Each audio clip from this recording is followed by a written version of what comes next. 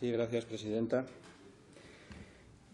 Decía Stuart Mill que los cambios se gestan en extensos periodos, pero se hacen manifiestos en cierto momento. Siempre hay quienes los detectan y anuncian tempranamente ante el escepticismo general.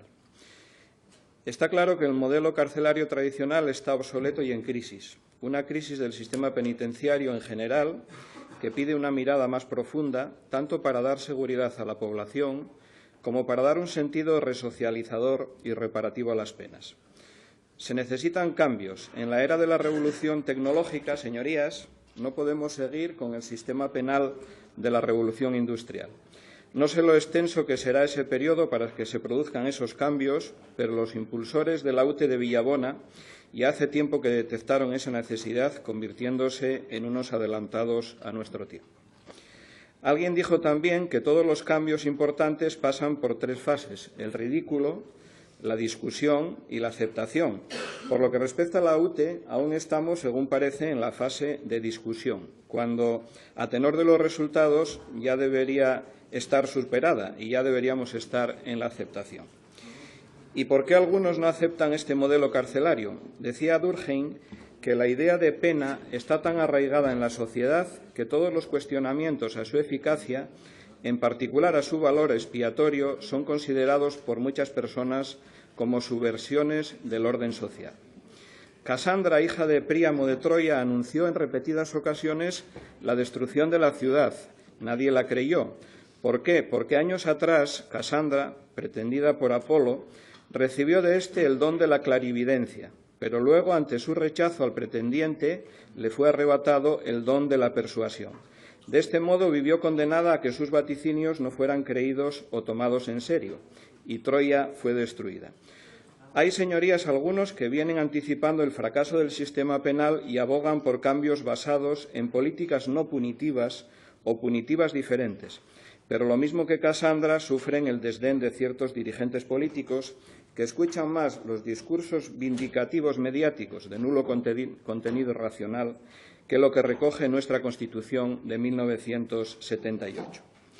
En los últimos años estamos asistiendo a una instrumentalización político-publicitaria del derecho penal, que se está manifestando en una intensificación de las exigencias penales y en un endurecimiento del Código Penal, a pesar de que la resocialización y reeducación del reo sean los fines de la pena de prisión que se establecen en la Constitución española en su artículo 25.2.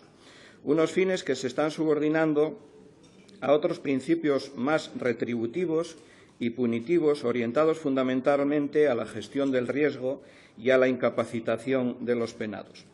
Este problema se solucionaría si tuviésemos una visión unitaria de prisión que se podría convertir, a su vez, en una definición unitaria de prisión. Algo que parece bastante difícil, teniendo en cuenta las diferentes visiones del delito y la delincuencia, cargadas casi siempre, por cierto, de un destacado componente emocional que se tiene.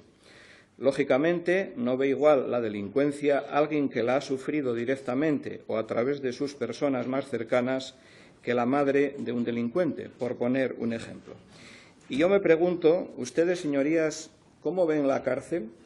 ¿Como una forma de castigo, como la venganza de las víctimas, como una manera de proteger la población, como un método de disuasión, quizás como una fábrica de delincuentes o tal vez como una reeducación del preso? Porque en el fondo este es el debate que subyace en el tema que hoy estamos tratando. Un debate, en todo caso, bastante ideológico.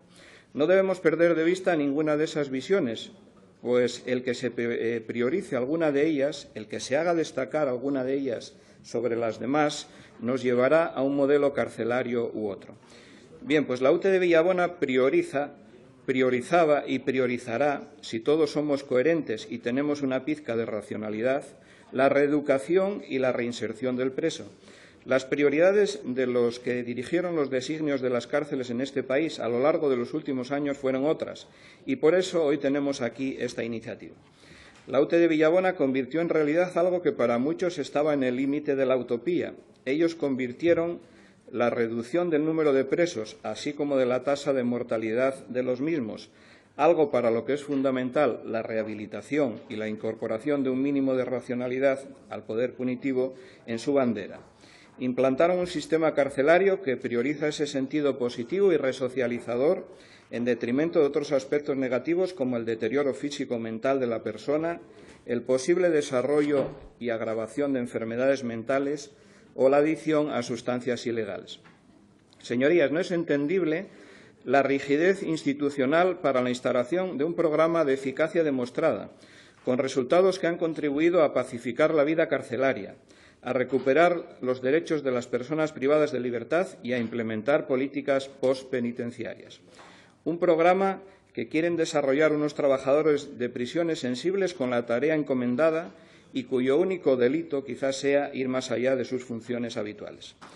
Desde un enfoque psicosocial basado en el modelo de una teoría del cambio, puede sostenerse que cuando algo reiteradamente no funciona, deben plantearse soluciones alternativas y la UTE de Villabona es, de manera ya contrastada, una solución alternativa. Nosotros, señorías, votamos igual en los meses de marzo que en los de noviembre. Por lo tanto, hoy, que es noviembre, votaremos a favor, como ya hemos hecho otras veces, porque creemos que la UTE de Villabona, como modelo alternativo a la cárcel tradicional, es una exigencia que debe ser explorada y transitada para revertir el fracaso institucional actual que sigue cobrando vidas y reproduciendo violencia día tras día en las cárceles españolas. Pero eso, ¿a quién le importa? Al fin y al cabo, son delincuentes. Muchas gracias.